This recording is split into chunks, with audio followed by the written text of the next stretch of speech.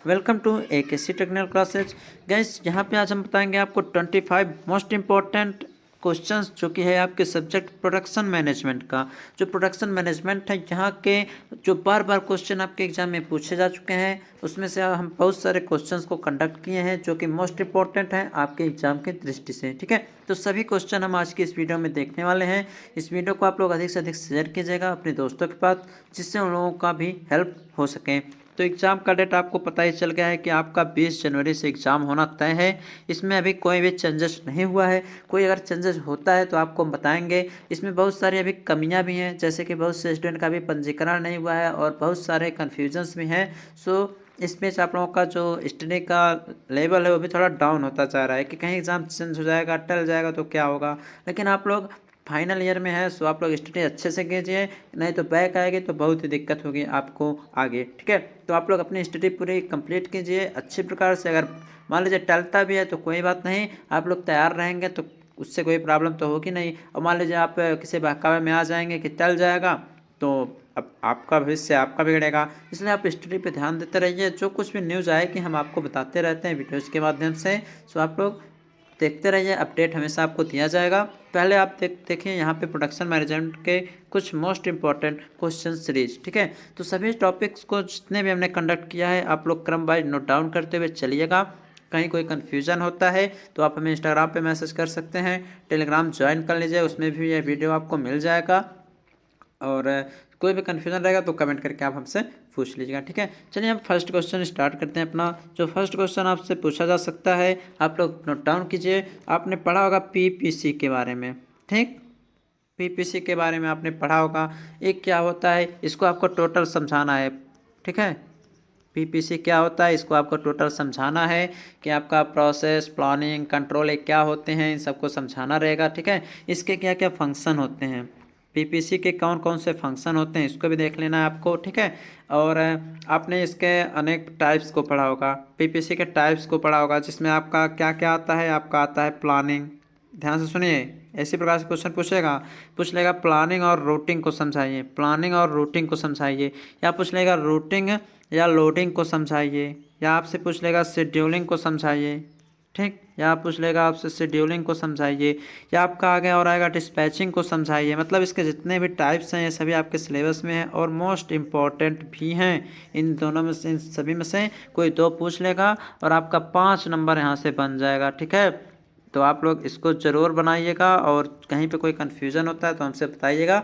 और आपके first chapter का पूरा लेक्चर्स भी हमने कंप्लीट कर दिए हैं, तो फर्स्ट चैप्टर आप लोग वहाँ से पढ़ सकते हैं। तो फर्स्ट क्वेश्चन आपसे पूछा जा सकता है, PPC क्या होता है समझाइए, इसके क्या क्या कार्य होते हैं, इसके क्या क्या महत्व हैं, इसमें प्लानिंग रूटिंग क्या होता है, दोनों में डिफरेंस लिखिए। शेड्यूलिंग या रूटिंग क्या होता है, इन दोनों में डिफरेंस लिखिए। मतलब इन सभी पॉइंट्स को आपको पढ़ लेना है। हर साल इसमें से 2 पूछा जाता है और आपका 10 नंबर यहाँ से बन जाता है। ठीक है, तो इसको आप लोग ध्यान से पढ़ लीजिएगा। और इसी चैप्टर में एक मोस्ट इम्पॉर्टेंट टॉपिक आपसे पूछा जाता है ब्रेक इवन एनालिसिस के बारे में। मतलब जो आपका ब्रेक इवन एनालिसिस होता है वो क्या होता है। ठीक है, ब्रेक इवन एनालिसिस से आप क्या समझते हैं, इसको आप लोग को बनाना है। और हमने आपको फिगर से समझाया है इसके क्या क्या कार्य होते हैं, क्या क्या एडवांटेज हैं, क्या क्या डिसएडवांटेज हैं, हमने पूरा फिगर सहित आपको लेक्चर्स के माध्यम से समझाया है। सो आप लोग इस टॉपिक को जरूर पढ़िएगा, यह मोस्ट इंपॉर्टेंट है, बार बार आपसे एग्जाम में पूछा जाता है। इसके बाद आपका एक और क्वेश्चन है जो कि आता है गैंट चार्ट। क्या है आपका गैंट चार्ट। देखिए जो गैंट चार्ट है और ब्रेक इवन चार्ट है, ये दोनों हर साल पूछे जाते हैं और अगर एक नहीं पूछा जाता है तो एक ज़रूर पूछा जाता है। इनका क्या क्या लाभ होता है, इसके क्या क्या हानियाँ होती हैं, डिसएडवांटेज, एडवांटेज, इसके एप्लीकेशंस क्या क्या हैं, ये सभी आपसे एग्जाम में पूछा जाता है। तो फर्स्ट चैप्टर के इतने मोस्ट इंपॉर्टेंट क्वेश्चन को हमने कंडक्ट किया है। सो आप लोग इन सभी क्वेश्चन को अच्छे से पढ़िएगा और अगर कोई कन्फ्यूज़न होता है तो आप लेक्चर्स को देख लीजिएगा और चैनल पे पहले से फर्स्ट चैप्टर का लेक्चर अवेलेबल है, आप लोग वहाँ से देख के अपनी कन्फ्यूज़न को दूर कर सकते हैं। ठीक है, चलिए हम अगले टॉपिक पर चलते हैं जो मोस्ट इम्पॉर्टेंट है आपके एग्जाम के लिए। तो अगला क्वेश्चन आपका यहाँ से पूछा जा सकता है इंस्पेक्शन से, अर्थात जैसे आप बोलते हैं निरीक्षण, अर्थात आपका इंस्पेक्शन क्या होता है, निरीक्षण आप लोग किस प्रकार से करते हैं। जो आपके इंस्पेक्शन फोरमैन होते हैं, जो आपके इंस्पेक्शन फोरमैन होते हैं उनका क्या कार्य होता है। जो इंस्पेक्शन फोरमैन होते हैं उनका क्या क्या कार्य होता है, इसको आपको समझाना रहता है। किसी भी प्रोडक्ट का इंस्पेक्शन क्यों किया जाता है, ये भी क्वेश्चन आपसे पूछा जा सकता है। पूछा जा सकता है आपसे कि इंस्पेक्शन का उद्देश्य क्या है, इंस्पेक्शन का ऑब्जेक्टिव क्या है, इसको भी पूछा जा सकता है। कितने टाइप से आपसे किया जाता है, कितने प्रकार से किया जा सकता है, ये भी पूछा जा सकता है। ठीक इसके साथ साथ आपका इसका एडवांटेज भी आपसे एग्जाम में पूछा जाता है। इंस्पेक्शन का एडवांटेज पूछा जाएगा तो आपको डिसएडवांटेज भी ध्यान में पढ़ रख लेना है। डिसएडवांटेज भी आपसे आपके एग्जाम में पूछा जा सकता है। साथ ही साथ इंस्पेक्शन की आवश्यकता क्यों पड़ती है। मान लीजिए कोई प्रोडक्ट है तो इसका इंस्पेक्शन हम लोग क्यों करते हैं, ठीक, क्यों करते हैं। इंस्पेक्शन मतलब होता है निरीक्षण करना, इसका इंस्पेक्शन हम लोग क्यों करते हैं। तो आपको हमने ये सब बताया है, एक लेक्चर सेकंड चैप्टर का भी हुआ है, इसमें बताया गया क्या है कि प्रोडक्ट में कोई कमियां होती हैं तो इसलिए उसका इंस्पेक्शन किया जाता है, उसमें क्या क्या कमियां हो सकती हैं। सो ये सब आप लोग अच्छी प्रकार से देख लीजिएगा। यहीं पे कभी कभी इसके टाइप में जो इंस्पेक्शन का टाइप होता है, इसमें आपका पूछ लिया जाता है 100% क्या होता है, 100% इंस्पेक्शन क्या होता है। ये आपसे कभी कभी स्पेशली पूछ लिया जाता है कि 100% इंस्पेक्शन क्या होता है। सो आप लोग इसको भी ध्यान से पढ़ लीजिएगा, ठीक है। और ये हो गया। अगला आपका पूछा जाता है कि क्वालिटी कंट्रोल क्या होता है, अर्थात आपका क्यूसी मतलब क्वालिटी कंट्रोल क्या होता है, इसको समझाना है। यहाँ से भी क्वेश्चन आपका पूछा जा सकता है। आपका कभी कभी पूछा जा सकता है कि ओसी कर्व क्या होता है, ओसी कर्व क्या होता है, इसको भी आपको डायग्राम सहित ऐसे बनाना रहता है, इसको भी आपको बनाना है, ठीक है। ओसी कर्व के बारे में भी आपसे एग्जाम में क्वेश्चन पूछा जाता है, कहीं पे भी आपके सिलेबस में होगा तो इसको आप लोग जरूर पढ़ लीजिएगा, ठीक है। तो क्वालिटी कंट्रोल हो गया। अब इसके बाद आपका आ गया आता है कुछ स्टैंडर्ड्स से पूछा जा सकता है। कुछ स्टैंडर्ड्स आपसे ये पूछा जा सकता है कि जो ISO 9000 है आपके सिलेबस में, वह ISO 14000, ठीक, इसके क्या क्या पूछता है। इसमें आपका ये पूछा जाता है कि ये यूज कहाँ कहाँ किए जाते हैं, कहाँ कहाँ ISO 9000 ISO 14000 कहाँ कहाँ यूज किए जाते हैं। और साथ ही साथ थोड़ा सा और पूछ लेता है कि इसके क्या क्या लाभ व क्या क्या हानि, मतलब क्या क्या इसके एडवांटेज और क्या क्या इसके डिसएडवांटेज हैं। ये भी आपसे एग्जाम में पूछा जाता है। 5-6 लाइन के होंगे, इन सबको आप लोग पढ़ लीजिएगा। यहाँ पे आगे आपसे और पूछा जाता है कि एक्सेप्टेंस सैम्पलिंग क्या होता है। क्या आपका पूछा जाएगा आपसे एक्सेप्टेंस सैम्पलिंग आपका क्या होता है। तो आपके एग्जाम में पूछा जाएगा एक्सेप्टेंस सैम्पलिंग मतलब कितने टाइप्स का होता है। इसका टाइप्स आप लोग जरूर पढ़िएगा, ठीक है। टाइप्स आपका जरूर पढ़िएगा, डबल होता है, सिंगल होता है, तो आप लोग इसको जरूर पढ़िएगा। यहाँ से क्वेश्चन आपके पूछे जाते हैं और 5 नंबर में पूछे जाते हैं। पूरा थियरी बेस पे आपका रहता है, ठीक है। ये हो क्या। अब साथ ही साथ आप लोग कंट्रोल चार्ट्स पढ़े होंगे। क्या पढ़े होंगे आप लोग पढ़े होंगे कंट्रोल चार्ट्स के बारे में, ठीक है। आप लोग पढ़े होंगे अपने कंट्रोल चार्ट्स के बारे में। कंट्रोल चार्ट्स आखिर क्या होते हैं, इसमें आपका इंपॉर्टेंट क्या है, एक्स चार्ट, ठीक, आपका एक्स चार्ट पूछा जाता है, आपका आर चार्ट पूछा जाता है, और साथ ही साथ आपका यहाँ पे एक पी चार्ट होता है, आपका पी चार्ट होता है, आपका सी चार्ट होता है। तो ये सभी मोस्ट इम्पॉर्टेंट हैं, इन सबको आप लोग जरूर एक बार पढ़िएगा, ठीक है, कि X chart, R chart, P chart और सी चार्ट क्या होते हैं, ठीक, इन सबको पढ़ लीजिएगा आप लोग। और ये सभी मोस्ट इम्पॉर्टेंट चार्ट्स हैं, यहाँ से न्यूमेरिकल क्वेश्चन भी आपसे पूछा जा सकता है। सो आप लोग इसको जरूर पढ़िएगा कि X chart, R chart, P chart, C chart क्या होते हैं। कभी कभी यही क्वेश्चन में पूछ लेता है कि एक्सपी चार्ट क्या होता है, छोटा सा है, एक्सपी चार्ट क्या होता है, ठीक है। आर का रेंज चार्ट होता है, और जो कुछ भी होता है आपको टाइम तो नहीं है बताने का, लेकिन टाइम मिलेगा तो थोड़ा बता देंगे इन सब के बारे में। तो ये सभी मोस्ट इम्पॉर्टेंट क्वेश्चंस हैं। अब आगे आपका पूछा जाता है 6 सिग्मा अप्रोच क्या होता है। 6 सिग्मा अप्रोच से क्या समझते हैं, इसके क्या क्या डिसएडवांटेज और एडवांटेज हैं। तो 6 सिग्मा अप्रोच क्या होता है, इसको आपको समझना होता है। ऐसे आपका ये चार्ट बनाया जाता है, ठीक है। ऐसे आपका कुछ इस प्रकार से आपका कर्व की तरह बनता है, ठीक है। तो एक्स चार्ट, आर चार्ट, ठीक, इसमें ये इतना सब आपका वेस्टेज रहता है, और इसमें आपके 3 टाइप्स कटे होते हैं, ठीक। तो ऐसे आपका 6 सिग्मा चार्ट बनाया जाता है, ठीक। तो इसको हम भेज देंगे अपने टेलीग्राम चैनल पे। सो आप लोग 6 सिग्मा चार्ट को देख लीजिएगा कि आखिर 6 सिग्मा चार्ट आपका होता क्या है, ठीक है। तो ये हो गया 6 सिग्मा। अब इसके बाद एक और इम्पोर्टेंट टॉपिक है, उसको देख लेते हैं आगे। यहाँ पे अब आपका अगला टॉपिक जो आता है वो आता है डिप्रिसिएशन से, ठीक है। आपका पूछा जाएगा कि डिप्रिसिएशंस क्या होता है, इसको समझाइए और इसके कितने मेथड होते हैं, इसको भी समझाना रहता है। ठीक है, तो आपको हम बता दें, आपका इसमें मोस्ट इंपॉर्टेंट होता है स्ट्रेट लाइन मेथड। ध्यान से सुनिए, आपका होता है स्ट्रेट लाइन मेथड। ठीक है, और आपका होता है एक डायमेंसिंग बैलेंस मेथड आपका एक होता है, और एक आपका होता है सिंकिंग फंड मेथड। ठीक, क्या होता है सिंकिंग फंड मेथड।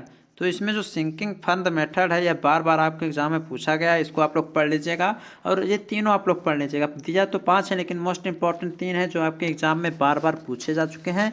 सो आप लोग इन तीनों को आप लोग जरूर पढ़िएगा। ठीक है, ये सभी मोस्ट इंपॉर्टेंट क्वेश्चन है, इसको छोड़िएगा मत, क्योंकि ये सभी क्वेश्चन बार बार आपके एग्जाम में पूछे जा चुके हैं। ठीक है, और आपको हम ये भी बता दें, जो आपका सिंकिंग फंड मेथड है, ये जो आपका सिंकिंग फंड मेथड यहाँ पे लिखा हुआ है, यह इस पे आपके न्यूमेरिकल क्वेश्चन भी एग्जाम में पूछे जाते हैं। यहाँ से आपके न्यूमेरिकल क्वेश्चन भी आपके एग्जाम में पूछे जाते हैं सिंकिंग फंड मेथड से। सो आप लोग इसको भी जरूर पढ़िएगा। ठीक है, आगे आपसे पूछा जा सकता है कि कॉस्ट एस्टिमेटिंग क्या होता है। कॉस्ट एस्टिमेटिंग से आप क्या समझते हैं। ठीक, कॉस्ट एस्टिमेटिंग से आप क्या समझते हैं। ठीक, आपसे ये भी पूछा जा सकता है कि कॉस्ट एंड एस्टिमेशन में क्या अंतर होता है। कॉस्ट एंड एस्टिमेशन में क्या अंतर होता है, मोस्ट इंपॉर्टेंट जो डिफरेंसेस हैं, इसको आपको कंपेयर करके लिखना पड़ेगा। ठीक है, एक और आगे क्वेश्चन आता है जो कि है, आपसे पूछा जाएगा कि कास्ट कंट्रोल क्या होता है। पूछ लिया जाएगा कि कास्ट कंट्रोल क्या होता है, इसको परिभाषित कीजिए, तो आपको टोटल लिखना पड़ेगा।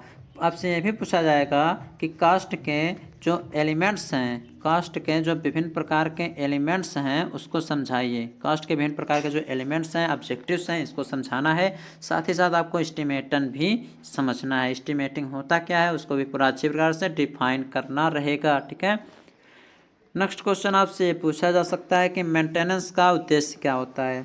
ठीक, पूछ लेगा आपसे मेंटेनेंस का उद्देश्य क्या है, या तो आपसे सीधे कहेगा मेंटेनेंस क्या होता है, इसकी आवश्यकता क्यों पड़ती है, इसका उद्देश्य क्या है। रिपेयर एंड मेंटेनेंस आप लोग नाम सुने होंगे। आखिर क्या होता है, मेंटेनेंस क्यों करते हैं, रिपेयर हम क्यों करते हैं। जब हमारे कोई प्रोडक्ट है या कोई गाड़ी है, व्हीकल से जब खराब हो जाता है तो हमें उसकी मेंटेनेंस की आवश्यकता होती है, उसको रिपेयरिंग करने की आवश्यकता होती है। तो उसी प्रकार से किसी प्रोडक्ट का मेंटेनेंस हम क्यों करते हैं, इसका क्या क्या उद्देश्य होता है, इसका क्या क्या महत्व है, और या इसका क्या क्या कार्य है, साथ ही साथ इसका डिसएडवांटेज। देखिए, जितने भी मैकेनिकल इंजीनियरिंग के सब्जेक्ट हैं, ठीक, सब में आपको कार्य, उद्देश्य, एडवांटेज, डिसएडवांटेज जरूर लिखना है। ठीक है, अगर बड़े बड़े टाइप के क्वेश्चन पूछे जाएंगे तो। ठीक, अब पूछा जाएगा मेंटेनेंस का टाइप कितना होता है, मेंटेनेंस कितने प्रकार के होते हैं। तो आपको सबसे पहले आपका मिलता है करेक्टिव टाइप। पूछ लेगा करेक्टिव मेंटेनेंस से क्या समझते हैं। फिर आपका पूछ लेगा कि आपका शेड्यूल्ड मेंटेनेंस क्या होता है। कभी कभी आपसे पूछ लेगा कि प्रिवेंटिव मेंटेनेंस क्या होता है, और कभी कभी पूछ लेगा प्रिडिक्टिव मेंटेनेंस क्या होते हैं। ठीक, पूछ लेगा प्रिडिक्टिव मेंटेनेंस क्या होता है। तो आप लोग इन चारों टाइप्स को पढ़ लीजिएगा। शेड्यूल मतलब टाइम के अनुसार किया जाता है, प्रिवेंटिव मतलब पहले हम डिफाइन कर लेते हैं, ये बाद में करते हैं, या प्रेजेंट टाइम में चलता रहता है। तो इन सब के बारे में थोड़ा थोड़ा आप लोग पढ़ लीजिएगा कि करेक्टिव मेंटेनेंस क्या होते हैं, शेड्यूल्ड मेंटेनेंस क्या होता है, प्रिवेंटिव मेंटेनेंस क्या होता है, और प्रेडिक्टिव मेंटेनेंस क्या होता है। तो इसको आपको पढ़ लेना है। ठीक है, लास्ट चैप्टर से आपका कुछ मोस्ट इंपॉर्टेंट क्वेश्चन, कुछ एक्ट्स हैं आपके सिलेबस में, उसको पढ़ना है। जिसमें मोस्ट इंपॉर्टेंट एक्ट्स आपका आता है फैक्ट्री एक्ट, मतलब जिसे आप बोलते हैं कारखाना एक्ट। पहले यह आपके IMAD सिलेबस में होता था, लेकिन अब इसमें आ गया है फैक्ट्री एक्ट 1948 को आपको समझाना है। अगर तो इसमें क्या क्या आपको लिखना पड़ेगा ये भी हम बताते हैं। इसके क्या क्या कार्य होते हैं, इसके क्या क्या डिसएडवांटेज हैं, इसके क्या क्या एडवांटेज हैं, लाभ, इसके क्या क्या हानि हैं, इसके महत्व को समझाइए। और अगर कोई कर्मचारी है कितने टाइम तक इसमें रह सकता है, किसको इसमें भर्ती किया जाता है, इसको पूरा आपको समझाना है फैक्ट्री एक्ट को। ठीक है, यहीं पे आपका एक और इसमें पूछा जा सकता है कि जो आपका कर्मचारी राज्य बीमा अधिनियम है, क्या है आपका है कर्मचारी राज्य बीमा अधिनियम, इसको भी आपको नोट डाउन कर लेना है। ठीक है, तो साथ ही साथ आपको हम बता दें, ये भी आपसे पूछा जा सकता है। अब हम आपको इस चैप्टर में पास होने का एक तरीका बता देते हैं। इसमें जितने भी एक्ट दिए हुए हैं लगभग सभी का कार्य सेम है, लगभग सभी का कार्य जो है वह सेम है। तो अगर यह ना पूछा जा सकता है, अगर आपने 1948 पढ़ा है, ठीक है, 1948 के बारे में पढ़ा है, कोई और पूछ लेता है तो थोड़ा सा उसके बारे में लिख के आप 1948 वाला टोटल आप लोग कॉपी पेस्ट मार लीजिएगा, ठीक है। मान लीजिए छोड़ कर आएंगे तो 0 पाएंगे और कुछ करके आएंगे तो हो सकता है 1 2 3 नंबर आपको मिल जाए। तो ये थे आपके प्रोडक्शन मैनेजमेंट के कुछ मोस्ट इंपॉर्टेंट क्वेश्चंस। सभी जगह हमने बोल दिया था कहाँ से कैसे कैसे टाइप के क्वेश्चन पूछे जा सकते हैं। सभी टॉपिक को हमने देखा, उस टॉपिक में हमने बताया कहाँ से न्यूमेरिकल पूछे जाएंगे, कहाँ से थियरी पूछा जाएगा, कहाँ से आपको अधिक फिगर बनाना है, कहाँ से क्या करना है, सब हमने बताया। इसलिए आप लोग बिना स्किप किए वीडियो को शुरू से एक बार फिर से देख लीजिएगा, सभी क्वेश्चंस को नोट डाउन कर लीजिएगा। अगर आप चाहते हैं कि बैक ना आए तो आप लोग सभी क्वेश्चन को एक बार अच्छे से ज़रूर पढ़िएगा और तैयारी करते रहिए, किसी भी कन्फ्यूज़न में ना रहिए। पेपर होता है तो भी ठीक है, नहीं होता है तो आपको थोड़ा और मौका मिलेगा, आप लोग अपनी स्टडी अच्छे प्रकार से भी कर पाएंगे। तो आज के लिए बस इतना ही था। वीडियो को आप लोग शेयर ज़रूर करिएगा। धन्यवाद।